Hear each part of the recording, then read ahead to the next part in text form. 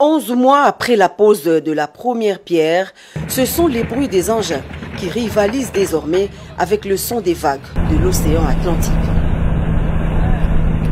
Le gigantesque chantier de construction du port en eau profonde est en plein déploiement.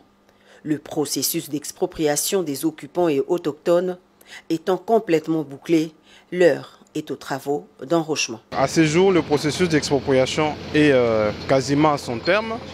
Il est vrai que nous ne sommes pas parvenus à atteindre certaines personnes affectées par le projet. Et pour ce cas-là, nous avions envoyé les dossiers en justice, conformément à ce que préconise la loi sur les expropriations. Avec les autochtones, il n'y a pas de problème. Nous sommes parvenus à, comme je l'ai dit, à trouver une issue. Et même qu'ils sont en train de libérer, ou ils ont déjà libéré leur village.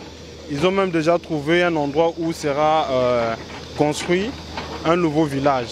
Depuis la pose de la première pierre jusqu'à maintenant, il y a eu beaucoup de travaux qui se sont faits.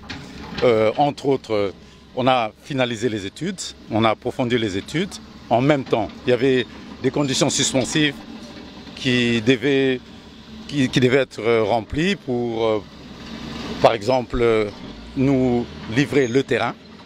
Parce qu'on ne pouvait pas commencer directement les travaux quand toutes ces conditions n'étaient pas complètement remplies. Donc c'est la raison pour laquelle on a commencé les travaux proprement dits il y a un mois.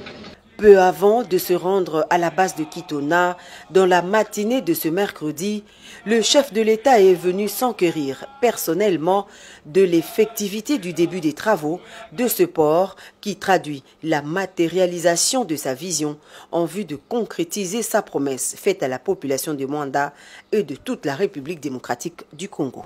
C'est un projet qui est titanesque, mais au-delà de son importance comme superstructure, c'est un projet qui économiquement va apporter énormément de choses pour le pays, parce que ça sera un port en eau profonde, donc absolument il va nous rendre compétitifs par rapport aux autres ports de la sous-région.